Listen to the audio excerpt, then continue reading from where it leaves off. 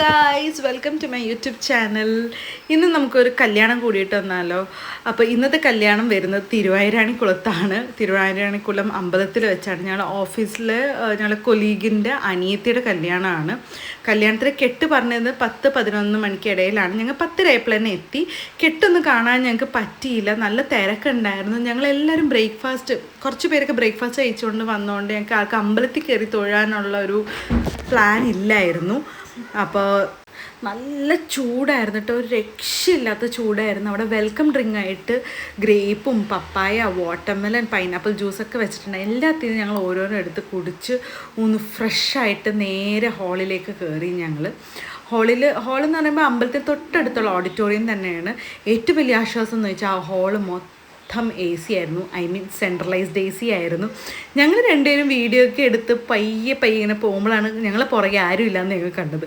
വീണ്ടും ഞങ്ങൾ ഓടി പുറത്തേക്ക് ഇറങ്ങി നോക്കിയപ്പോഴത്തേക്കും ഈ നട്ടപ്ര വേലി പ്രാന്തന്മാരവിടെ ഇരുന്ന് ഫോട്ടോയും വീഡിയോ എടുക്കുന്ന പരിപാടിയിലായിരുന്നു. ഞങ്ങൾക്ക് രണ്ടുപേർക്കും ഈ വെയിലത്ത് പോയി ഫോട്ടോ എടുക്കാൻ തീരെ താല്പര്യമില്ലായിരുന്നു. ഞങ്ങൾ അവിടെ നിൽക്കുമായിരുന്നു.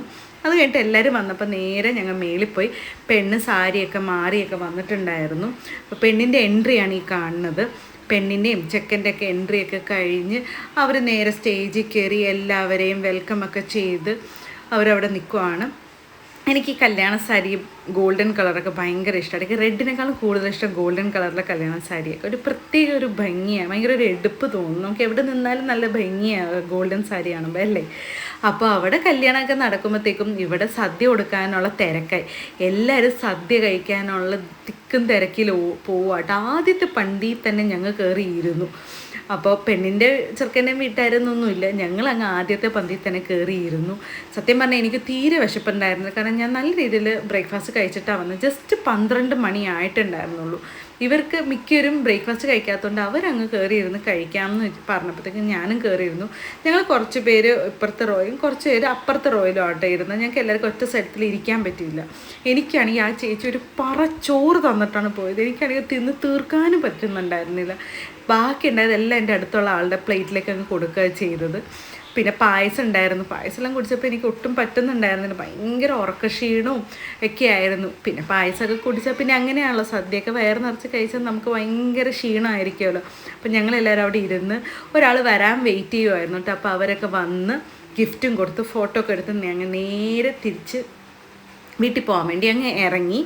എവിടെ നിന്നാണ് എല്ലാവരും പിക്ക് ചെയ്ത് അതതായ സ്ഥലത്തിലേക്ക് കൂടി ഡ്രോപ്പ് ചെയ്യലാണ് ചെയ്തത്. എന്നെ എൻ്റെ വീടിൻ്റെ അടുത്തുള്ള സ്റ്റോപ്പിൽ തന്നെ ആട്ടോ ഡ്രോപ്പ് ചെയ്ത്. അപ്പോൾ അവിടെ എൻ്റെ ഹസ്ബൻഡ് വന്നിരുന്നു പിക്ക് ചെയ്യാൻ. എൻ്റെ പ്ലാൻ ഉണ്ടായിരുന്നത് വീട്ടിൽ ചെല്ലുക, ഡ്രസ്സ് മാറുക, കുറച്ച് നേരം കിടന്ന് ഉറങ്ങുക എന്നതായിരുന്നു. പക്ഷേ ഞങ്ങളെ ചതിച്ചു. ഞങ്ങളെ കാറിലാണെങ്കിൽ ഒരു ആണി കയറിയിട്ട് ടയർ പഞ്ചറായി. അപ്പോൾ ഹസ്ബൻഡ് നേരെ പഞ്ചർ ഒട്ടിക്കാൻ വേണ്ടിയിട്ട് കടയിൽ പോയി. ഞങ്ങൾ പഞ്ചർ ഒട്ടിച്ച് അവിടെ വെയിറ്റ് ചെയ്ത് നിൽക്കുവാണ്. അപ്പോൾ ഇത്രയേ ഉള്ളൂ ഇന്നത്തെ വീഡിയോ. ഇനി അടുത്ത വീഡിയോയിൽ കാണാം. Till then bye.